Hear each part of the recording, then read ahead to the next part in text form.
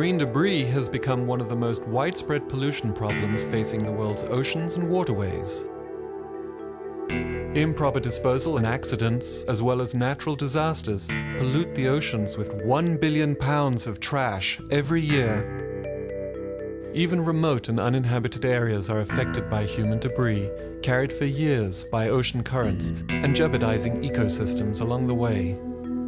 And while it has long been a plague on the surface, a team of NOAA scientists led by Mary Yoklevich are now finding its impact goes much deeper.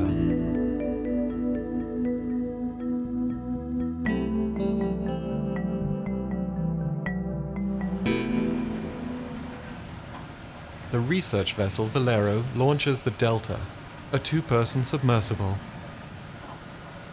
With the release of the cable, the battery-powered submersible is now on its own.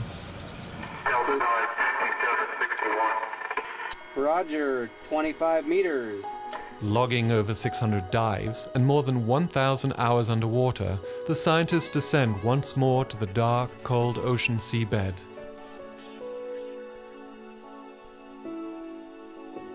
We're on the bottom. Depth is 300 meters.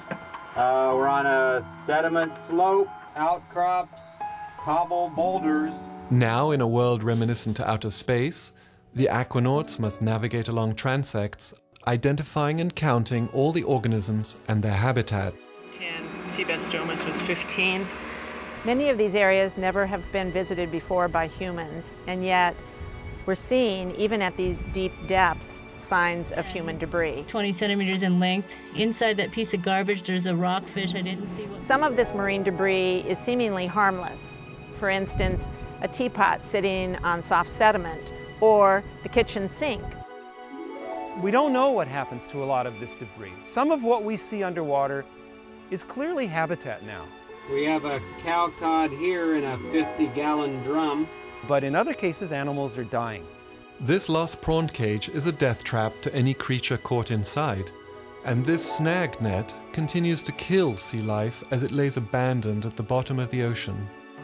You see all those box crabs? They look like they're entangled. Those animals are all gonna die. That net is still fishing.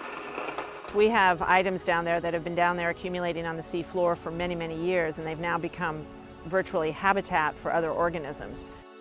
We've seen large artillery shells on the bottom of the sea floor, and you don't really know if they're live or not. So when you think about removing those items, first of all, it's not easy. Second of all, it may do more harm than good to take all of that debris out, the nets, the traps, whatever, and the organisms that are associated with them that are now living on those items.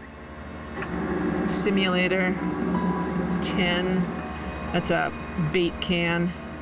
The most dangerous debris are the plastics that float or semi-float and then break up into small pieces.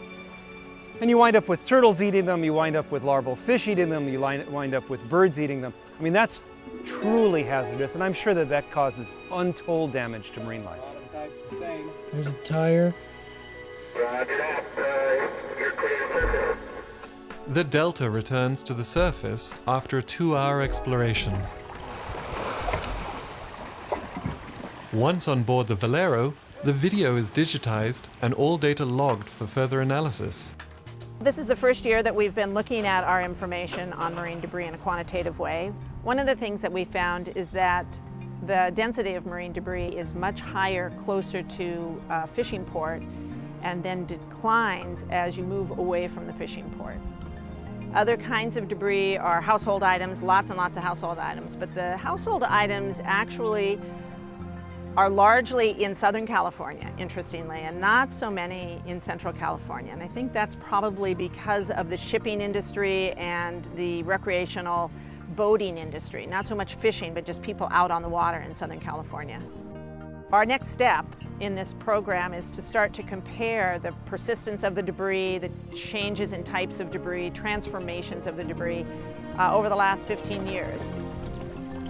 For these researchers, ongoing exploration of deep ocean habitats will one day be able to reveal the impact deep-sea marine debris has on the environment.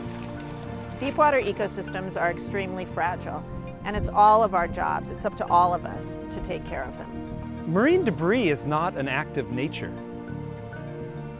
It's caused by humans. And anything that's caused by humans can be ended by humans. This is merely a matter of will.